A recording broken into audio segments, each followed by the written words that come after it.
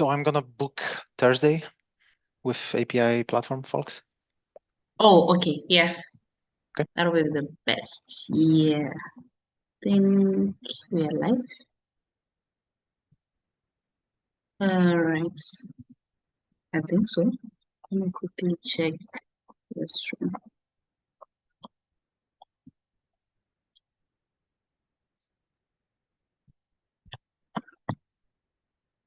Mm, yeah, we are live. Hi, folks. Depending on what time you are during the day, welcome to another edition of the AsyncAPI Community Working Group. I'm not alone today. I've got Lucas here. Hi, Lucas. I already said hi anyway. Very cool. I posted a reminder on Slack, so we still have like 2 more minutes until everybody else joins. So that's good.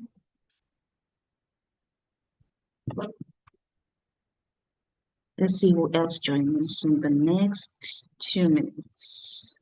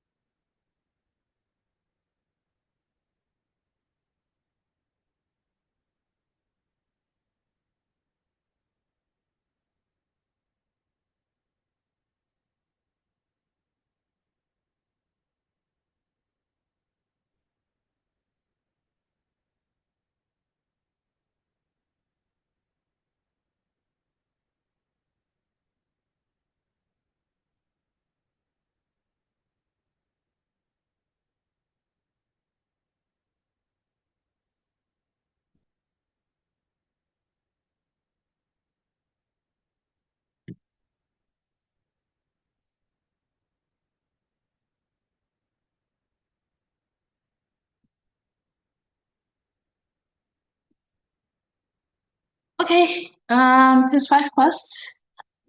Hi, everybody. Again, welcome to the community working group meeting. My name is Julie, and I have Lucas with me and Anton. Hi, Anton. Everyone. Okay, cool. Let me quickly share the agenda. Zoom always confuses me. Hmm.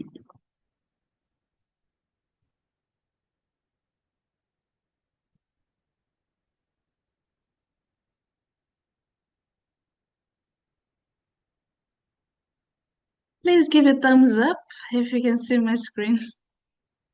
Okay, awesome.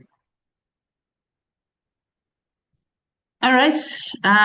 We don't have much on the agenda, so hopefully it's gonna be a quick and short meeting. But yeah, we have some priority items also to discuss. So first things first, some items from the conference coordination working group. So actually today is day 2 for ABA Days London. So tomorrow is the Async API track in the afternoon.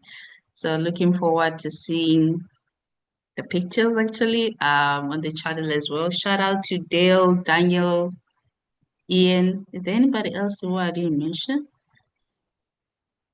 There was supposed to also like not sure if Deck will come in, but Ian with Deck, they're both maintainers of the SNS and SQS bindings, Okay. and they work at the same company. And I think the plan was that Deck is also coming, but I don't think they're joined today. So today was Dale and Daniel, and tomorrow Ian and more people will join because of the conference. And Ian is Mhm. doing the MC. Awesome. So shout out to Dale, Ian, Deck, and Daniel for volunteering today at the booth and tomorrow as well at the booth, plus speaking also at the conference and MC. So looking forward to the updates tomorrow, final day, and as well as the Async API track. So some updates on Bengaluru. So most maintainers and mentees and mentors have gotten their tickets. And yeah, Lucas has got his flights, visa, and accommodation booked. So yeah, if you're excited, you're gonna see Lucas in 2 weeks' time. Is it 2 weeks? Yeah, in 2 weeks' time. 2 weeks, yeah. hmm So those are the major updates in Bengaluru. So most of our TSC members, mentees, and mentors are preparing for their travels as well. So most of the updates, I think, on the final agenda, I might get them next week after the London conference. I know Naresh is in London at the moment at the conference, so the final updates will be out next week. So do keep an eye on the final agenda as well. Then the third item is the discussion is still open for the Async API 2026 conference. So if you still have ideas, please share them on the discussion as well. And the online conference. So last week I reached out to the speakers that have already submitted their CFP with some guidelines on what they need to do and how to record their talks. So I'm waiting to receive them by next month as well. And also the scheduled the Sync API conference live stream on YouTube. So yeah, make sure to tune in on the 29th of October for the conference. So the next part is to set up the volunteering squad. So once that is done, we get volunteers and call for volunteers to come and volunteer for the conference. Those will be on stage presenting and introducing the speakers, and those will be behind the scenes sharing details on the speakers, the upcoming track, and also monitoring the chat as well. So those will be done also probably next week once the CFP closes this Sunday. So if you haven't submitted your proposal for the online conference, please do before Sunday. That's the final deadline for the online conference. All right. The next one is the Paris conference. I think we're closing the CFP on the 5th of October. I might extend this deadline. I think it's quite too short, but yeah, if you know anybody who can speak at the AsyncAPI conference in Paris, please do let me know or reach out to them, share a link. I know I've already started with the ambassadors as well, because there will be a dedicated time where the ambassador will do an ambassador panel. So I'll start also coordinating that next week as well. So please make sure you share the Paris track. It's gonna also be a full track as well.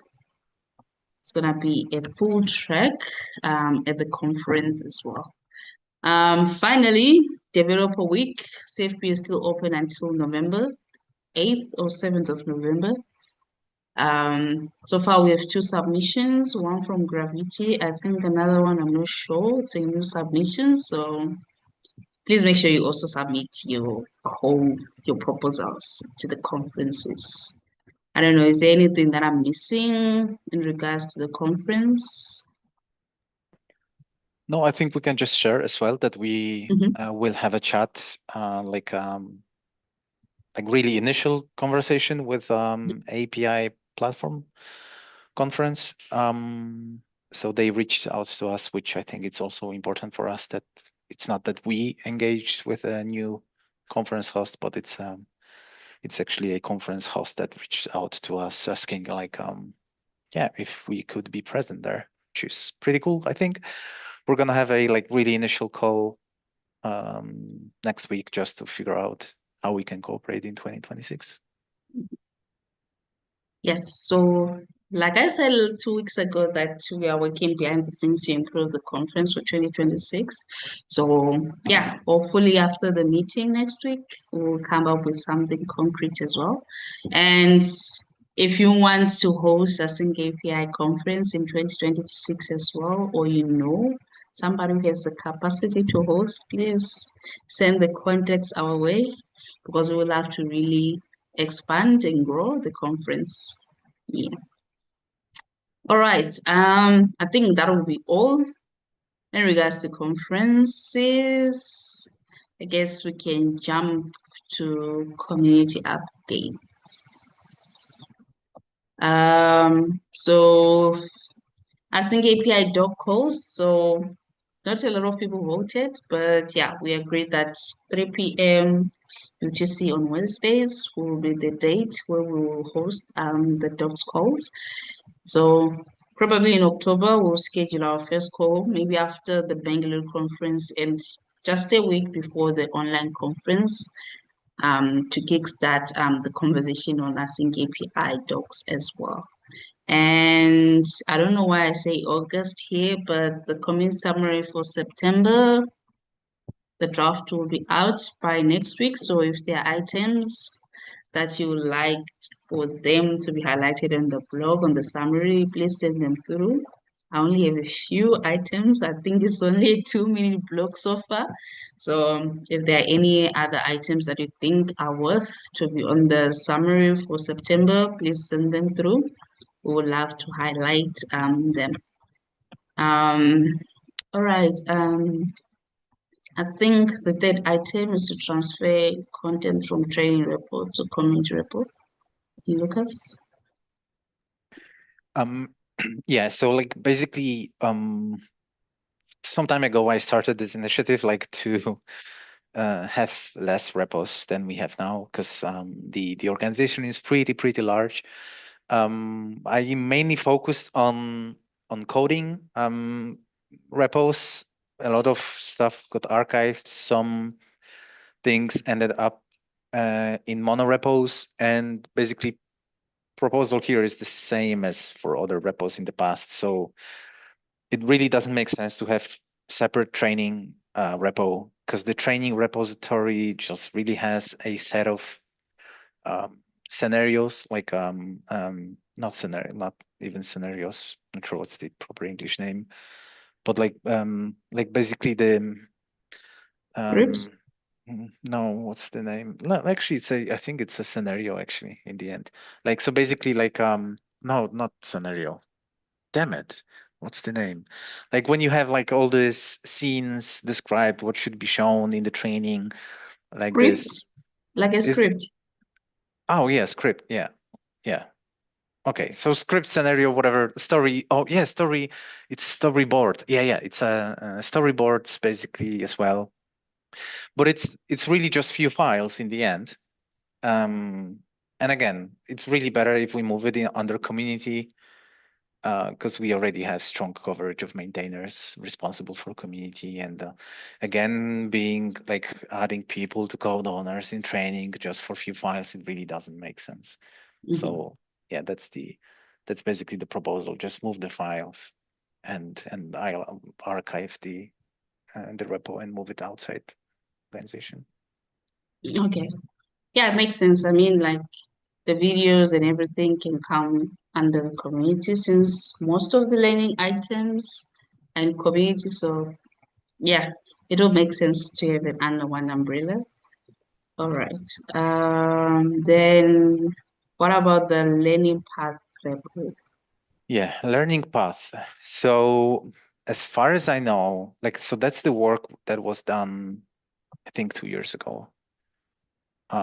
So basically, the idea was to have learning tutorials, like guides that are interactive in the way that they run in some environment, where you get a setup of the environment. You can actually generate some code, and they were done with Quetzali and few other mentees, as far as I remember as well. Correct me if I'm wrong, but there was a story behind the learning, so it was not just like let's say a basic dummy tutorial, click here, click there, but there was a like a story, I think, about aliens, even Chan probably even. I think there was so basically it was fun onboarding. And it's, in my opinion, again, to the extent I understand what's done, it's a really good basic onboarding, but we need someone who can actually go through it, try it out, and check if it's working. Um, and and it's hard to find time for it as well. Mhm. So if there's no volunteers in the current community, maybe we should just have it like I don't know, like somewhere easy to share, that whenever somebody new comes in, or maybe like I don't know, like maybe mentees for some mentorship, maybe we should make it as a prerequisite, like, hey, go through this and give us feedback about learning paths. Like somehow um, use the power of the community to actually check if whatever we have in this repo makes sense and it's actually working. You know what I mean? Mm. Yeah, I remember it was hosted on Killer Coda, if I'm not mistaken. Killer code, I think, yeah. Hmm. So it's something that to explore. Anton, more work for dogs. Yeah. Okay, I've shared the link. I will definitely have a look at it and see what we can do. Um, all right. So that is that. So I did put one more agenda. Yeah. If you know me, you know I can push. I like to push some initiatives from my head. So the most important item is to start discussing. I've already started sending out messages to community builders who are currently leading some initiatives to see what we can do for 2026, and also take a retrospective, like to look back at the 2025 goals to see if what we had in mind in terms of like the programs that we have is making sense, is it not making sense anymore. So that's the most important item. And yeah, one thing that I think that I feel like we need to discuss mostly like as a community is the way with the maintainership. And yeah, it's a like a pain point for me because it's quite hard like to get buy-in from maintainers to understand what the whole maintainership is all about and how best we can increase the number of maintainers. So yeah, it's something that's open for discussion since we have a lot of time actually to discuss. So yeah, those are some of the pain points that I feel like after analyzing the goals that we had this year and what we need to look forward to next year. And the second item that I have is to like how best we can distribute like the community work. I mean, it's only a few community builders that we have that are reliable, but the work is quite a lot because I know we have, like for me personally, there are other initiatives that I feel like we need to focus on. For instance, like we still need a lot to do on trainings, on onboardings. We have videos. Currently, I know ACE is recording, but we still need to build more, of which there's so much to do already. So how best we can also distribute this work and how do we do it best? So those are two major pain points that I feel like we still need to address going next year that came from this year as well. Yeah, it's an open discussion. If you have any thoughts, yeah, it's an open discussion, like I said.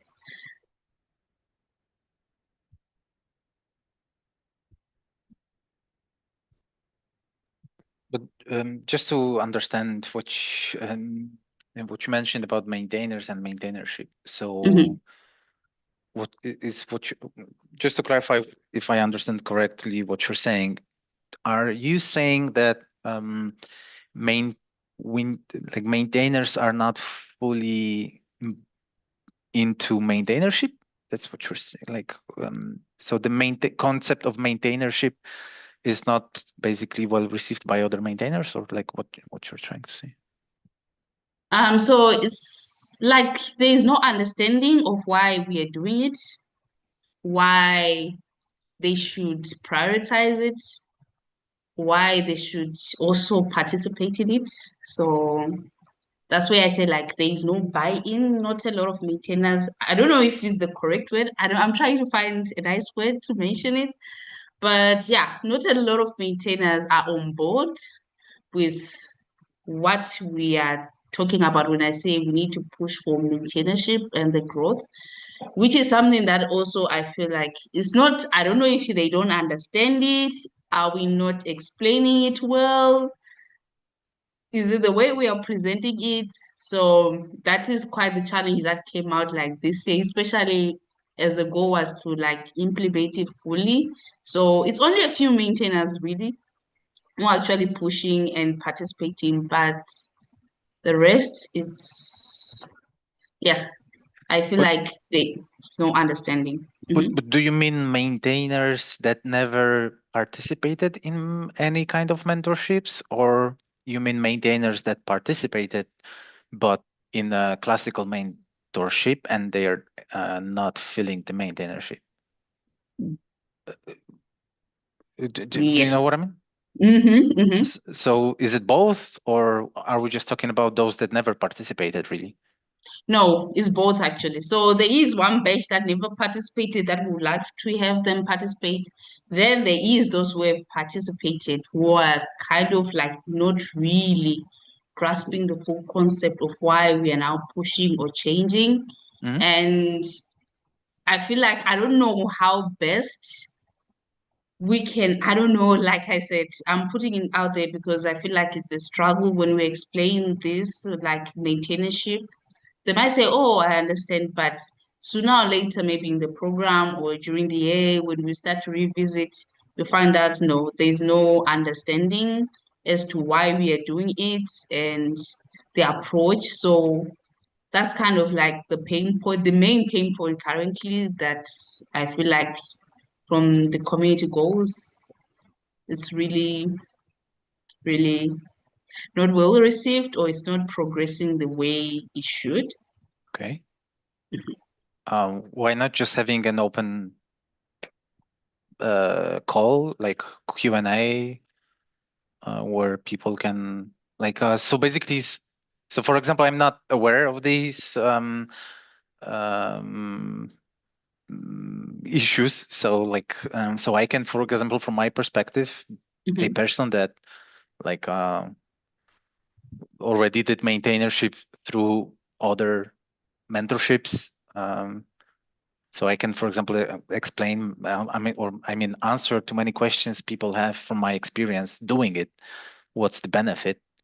Um, so that could be a solution. Like, I did it 4 times. Of course, out of 4, only one person became maintainer, but still, I would never turn back time. Like, I would continue with the other 3 people that never became maintainers because there was a lot of benefits from it. So I can answer these questions, concerns, but if we are not gonna discuss them in public, then it's gonna be hard to answer. So the best would be just to first document like what's the concern? Like, is it in general somebody doesn't like it? But then it's hard to help if somebody in general doesn't like it. Um, so the best if there's some specific concerns and we can somehow address it. Okay. Ace, you are the one leading the program after all. Yeah, thanks for the opportunity. Yeah, I think I totally understand where the problem is stemming from. Uh, for maintainers that are currently participating in, mentorship program, the pain point I have identified so far is the concept of maintainership, right? I feel like some of them find the idea or the concept of maintainership sort of like heavy, right? They see it as something that's gonna take a lot of time, and so they really don't want to participate, right? Yeah, and I totally understand. Simply because so far we've always done mentorship, so they already, like the idea of mentorship where you have, this specific task, and then they know how to like monitor the goals for the mentees or for the contributors to achieve that particular task, right? But when it comes to maintainership, the goal looks much more broader. Like it looks much more broad. And yeah, I think it's sort of like makes them feel they have to do like a whole lot of work that they don't want to do, or they have to invest more time than they are already investing in like mentorship. Yeah, so that's like one of the big problem I've identified so far. And also simply because we haven't actually done just maintainership, right? So we do mentorship and then we have some projects that's aimed towards maintainership, like Lucas's project. But then we have other projects that also like do just mentorship.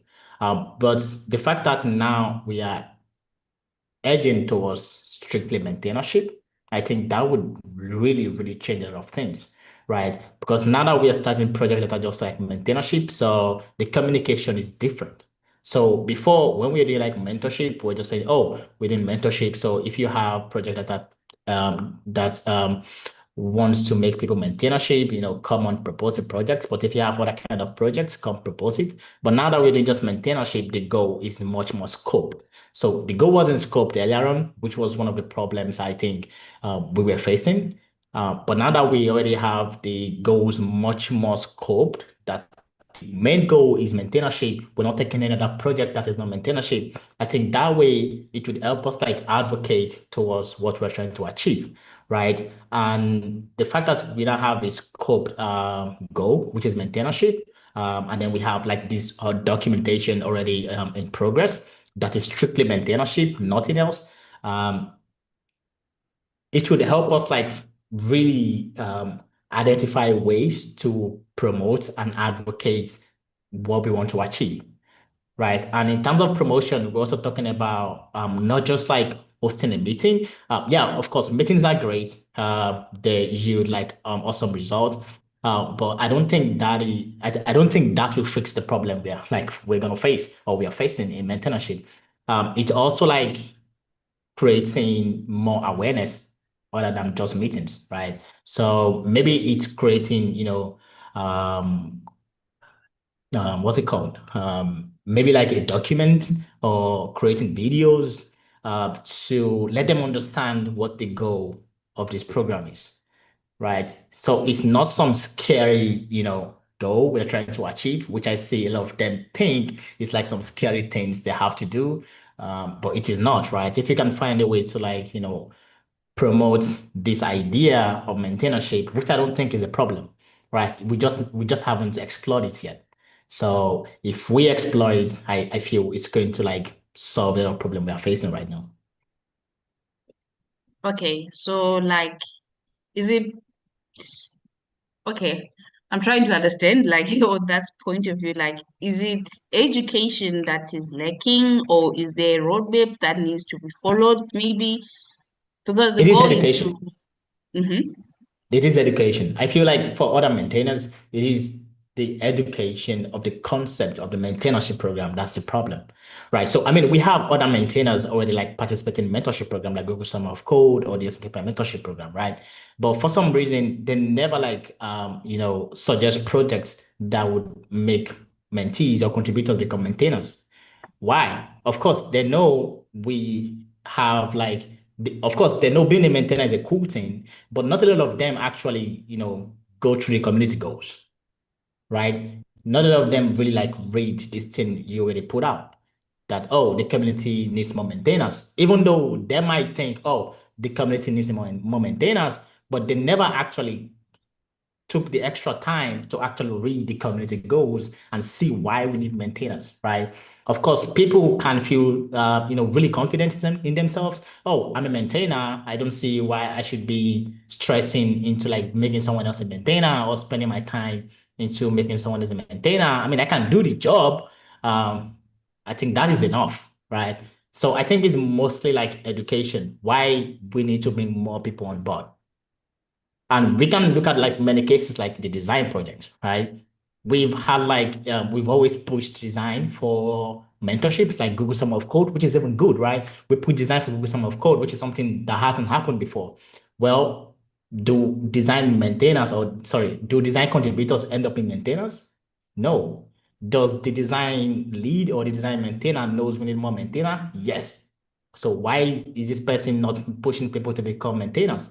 Not because this person doesn't want maintenance to join the project or bring more maintenance on board in the design project, but I feel simply because this person or this lead isn't educated enough to see why we need more maintenance, right? It is there in the community goals, but not a lot of them actually go to read it, right? At the end of the day, it's just education.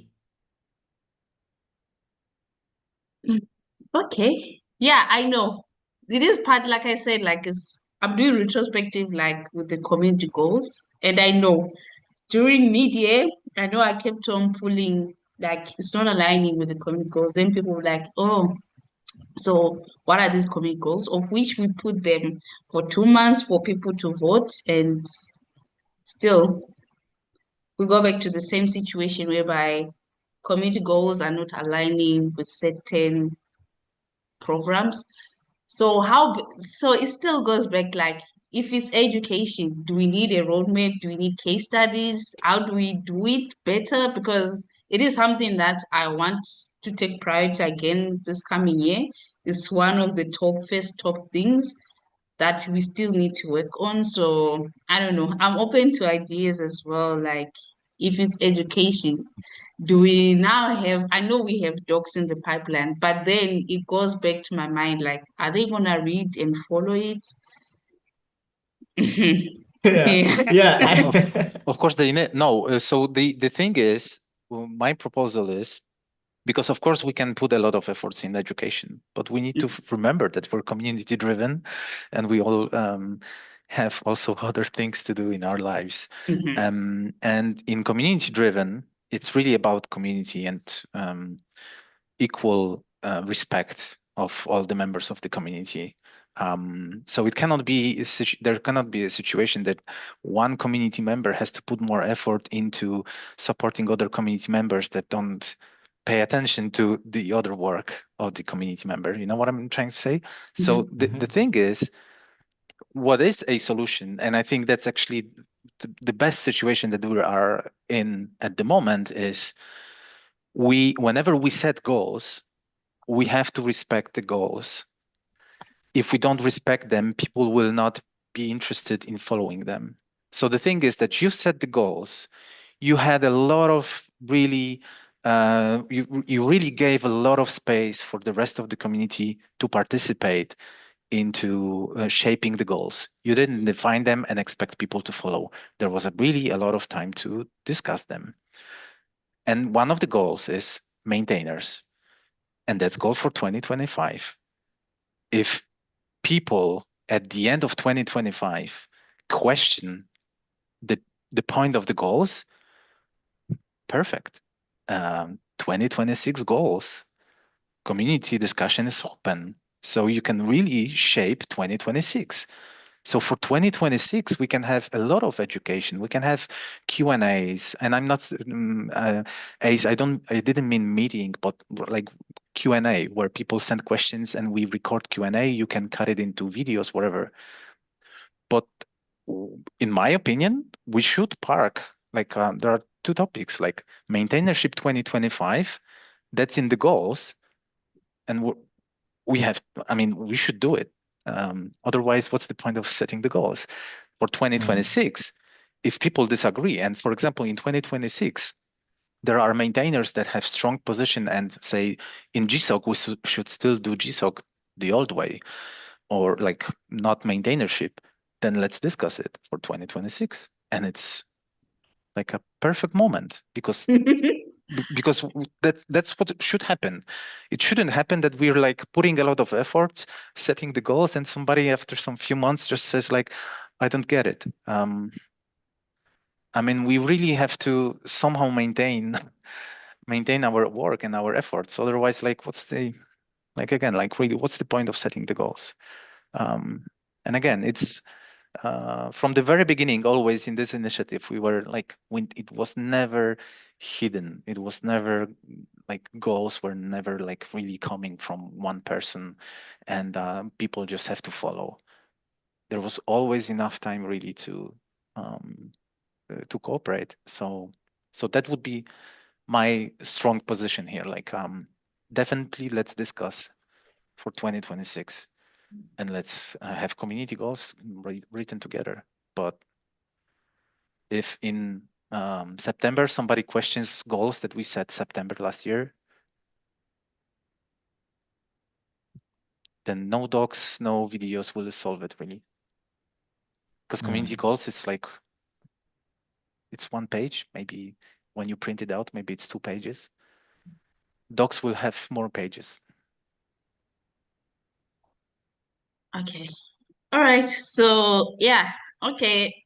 I will set out the proposal. So I'm hoping like before also the online conference, like you're saying is ACE. I will make sure that the discussion starts from there. At least I know more people will be watching. Maybe start educating from there because yeah, it keeps on being a scenario that we put out these communicos, let's discuss, review the discussion. Then after we close, 4 or 5 months later, someone will be like, oh, I don't understand this. So it keeps on being a cycle that also makes me like question like, are we doing things the right way? Is there where we are lacking? Are we not educating people enough? Because at the end of the day, none of these goals is made by one person. It's more, it's a collective, it's community goals. It's not the community manager's goals. So okay, so that is one aspect that I have. Like the pain point, the major pain point for this year was like getting the buy-in, the community goals, like alignment also in the community with the goals that we have.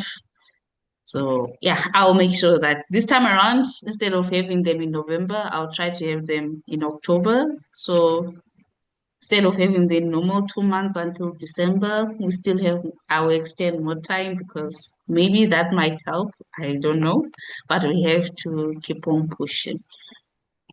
Okay. Yeah, and just my few words like about maintainership 2025.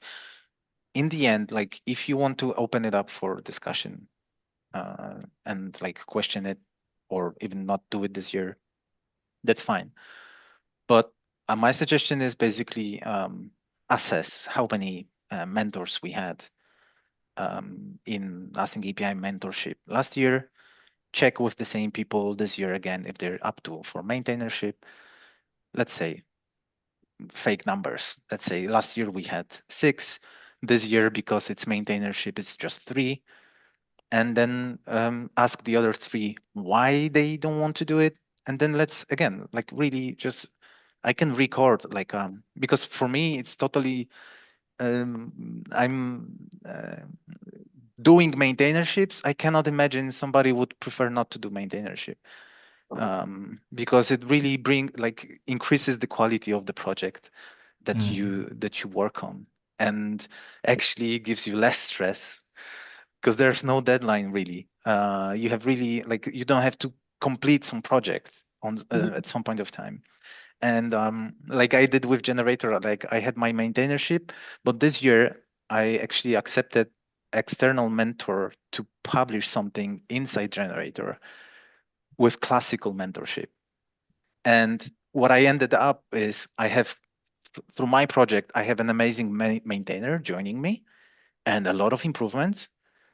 And from the other project that was classical feature development, at the end of the program, for me, the situation is I have totally new Java template that I have no idea about Java. And actually, whatever issues will happen in the future, I will have to address them as a maintainer. And there's no support for it. So for me as a maintainer, actually, the biggest benefit is really maintainership. So I'm really happy to, like, whenever you identify someone who doesn't feel it, like, and thinks it's a lot of work, it really isn't.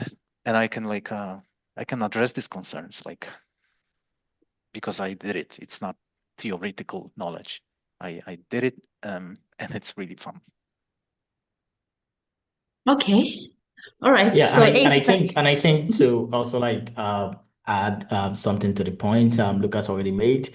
So I think we shouldn't even be worried about the number of projects, right? So it doesn't really matter, right? If like we have five mentors from last year and then only two or three are interested in, maintainership, I think it's fine, right? I mean, the goal is still to like have these maintainers, right? I don't think we should uh, maybe the problem is the fact that we are thinking in terms of metrics. Maybe we like have a goal of, okay, 2025, we want 10 new maintainers, right? Maybe that thinking is somehow faulty, right?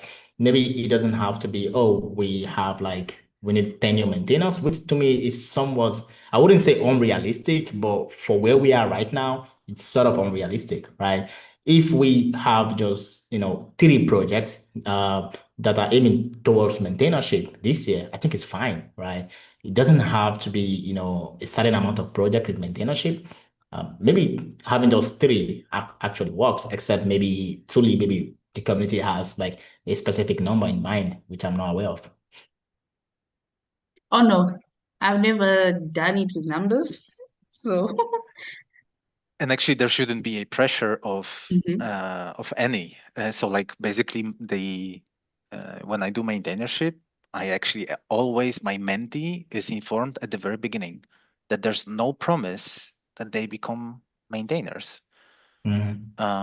Especially in Async API where it's really complex. Maybe in website project, which has not much to do with Async API, maybe in these small projects like conference website, it's doable. But in complex projects, it's pretty hard actually to become maintainer. So you really have to do pretty well to become maintainer after 3 months. But the goal is to actually have someone you train for being maintainer, and that really opens you up to see to notice onboarding docs suck, and not enough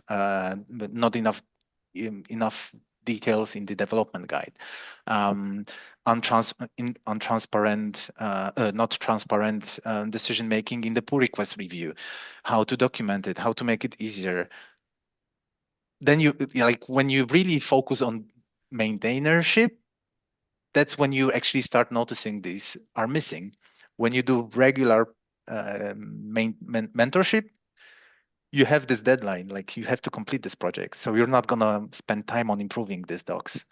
You're just gonna, yeah, on the fly, on the sync call, you're gonna just help the mentee to go through the beginnings, the hard beginnings.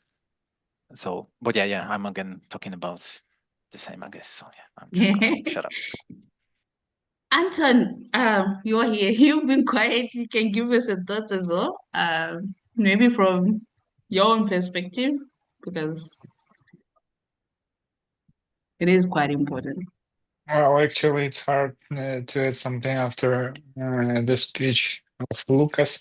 I mostly agree with the idea that we have to actually train. We have been training people without setting any deadlines and have kind of uh, trial and error path and give people the freedom to observe, to like explore and like feel the project from the inside, and then so people can actually create instruction videos. If it's applicable, they can train other people, other mentees, so their output, their value, their contributions will be both of the mentees and the maintainers be more valuable, if you can say like that. So what's my insight? Probably, well, any number of maintainers is good enough. I think if you have like 6 maintainers, but only 3 of them are active, it's good enough, I think, because these people, it's actually better to have 3 active maintainers and like three others being in some kind of standby mode. They can actually back up active maintainers if there is a need for that. And the 3 active maintainers can complete and cover all the tasks that can actually cover all ideas that were discussed during the calls, during the uh, within the boards, and they can be more involved. You don't have to push them into doing some kind of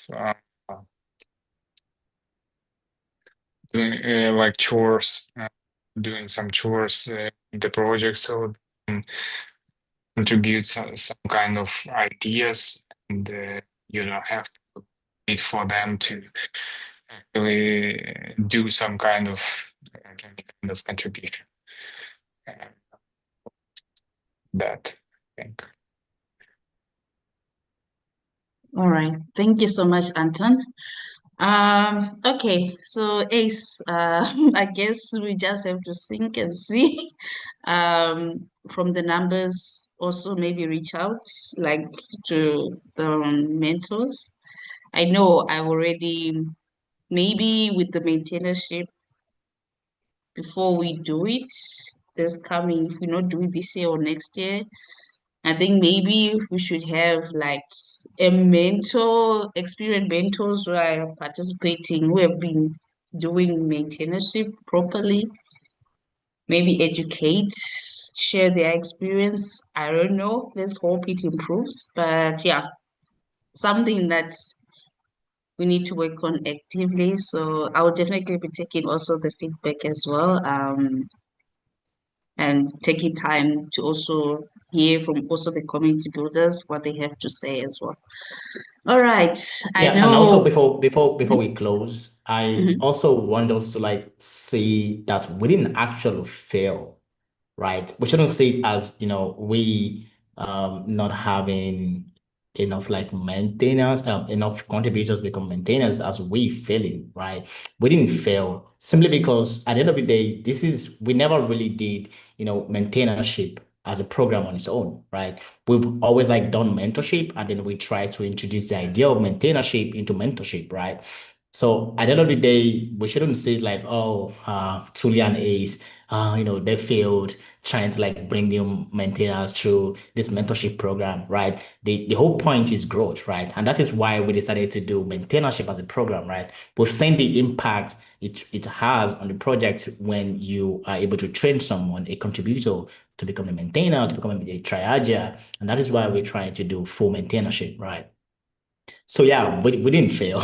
We are just like, giving room for growth.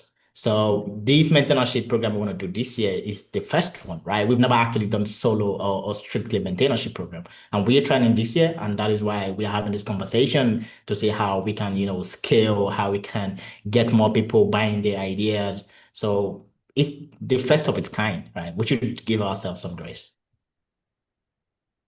Definitely. That's why we are discussing, right? Yeah. But yeah, I mean, it's progress.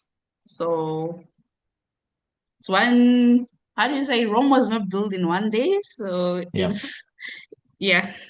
So the reason why we are discussing is so that we also improve, make the experience, and also meet the goals that we have in mind. Yeah. All right. Thank you so much for all the insights. I know I had another topic, like the second topic, but I don't think we have enough time for it. It's like how, I don't know, if we conclude in 9 minutes, it's like how do we get more people involved?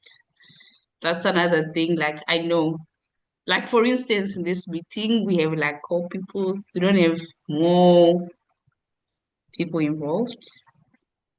How do we get more people involved in what we are doing as a community? That's another thing that I've been throwing out there. Like we need 2026 goals in mind. We need new, fresh ideas. We need new perspectives. We are growing as a community. We now have a board. There's more things to come. There's more new initiatives. But for those initiatives to be pushed, we need capacity as well. So that's another thing that I've taken some retrospective from this year's goals that we had, like capacity wise, how do we get more people involved so that we can scale as much as possible so that we can sustain even in the future. So yeah, like I said, we might have time for it, you might not have time for it, you can extend it to the next meeting, but it is something that is one of the two major pain points from this year that I've observed as well.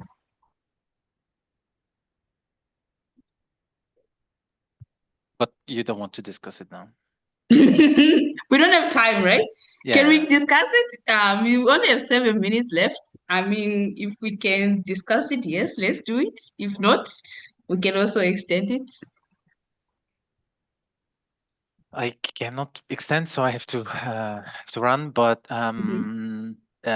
solution is easy. So we should just do less, not do new initiatives, and just make the current initiatives stronger. Just focus on the initiatives where we have people, and do new only if there are people to push them. And if there are not, then don't try anything harder. Don't try hard to do something if there are no volunteers, because in the end, what I learned looking at my retrospective when I was doing community building in the past, I fell into the trap that I want to do all the initiatives I have in my head, and community will come. And that's the problem. So you first focus on just make the initiatives that have people behind, like mentorships, like bounty, like conference, and let's just focus on them. Let's make them stronger, make them more efficient, and but also like I have a framework that if somebody wants to start new initiative, then yeah, take it, own it. You have everything that you need. We can give you promotion, we can give you working groups, whatever, and you can drive it. But yeah, doing less but doing it really well. That would probably be the best. All right. That works. I mean, definitely I'm downgrading some programs next year and only focusing on what we have. So, okay, yeah. Maybe less stress for me as well. Okay. Yeah, but All right. it's because like let's say conferences, right? Let's just put more effort there. Maybe by not doing other initiatives, we're gonna save more money, so we have more money in the budget, and we can actually, I don't know, give more money to people coming to conferences, to bring them into conferences and build connections. Like, for example, now we made quickly this decision, like, okay, we have some budget left at the end of the year. So what we're ending up is that in Bangalore, we're going to have like 12 mentors and mentees from previous projects in one location for 2 days, which is like, I think one of the best ways to build a community, to like, because the moment we meet in person, it's even making the connection stronger. And we don't need other initiatives. And if somebody wants to do something more, I mean, the stage is yours. You can do more. Even when I had this meeting with ambassadors, we had this discussion about AI, how to put AsyncAPI or an eye on AI wagon. And of course, we could come up with ideas for different initiatives, like how to put AsyncAPI on AI. And there are also people from Arazzo project asking like, hey, come in from AsyncAPI and integrate with Arazzo, for example. So it's also good initiative. But then, I mean, if you don't No have one money gets it. and you don't have people, then you're not gonna do it. But yeah, that's my experience. That's if I would be building something from scratch, that's what I would have in my head. Like, do less, but with bigger focus and polished.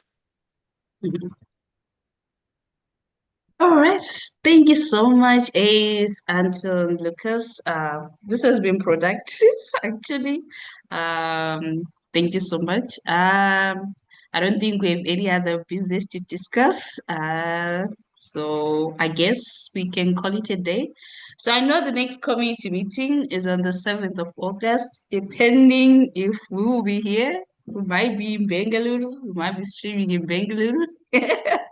Ace, don't look sad. But yeah, I will confirm if it's happening or not. But yeah, the next meeting might be on the 7th or the 14th of October.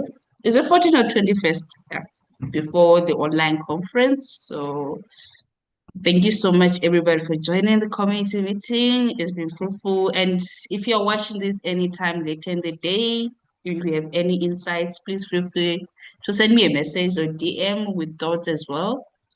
I really would love to hear, and so that we can grow the community together. And yeah, with that being said, we can call it a day. Thank you so much, Lucas, Anton, and Ace for joining. And bye, everybody. Bye bye.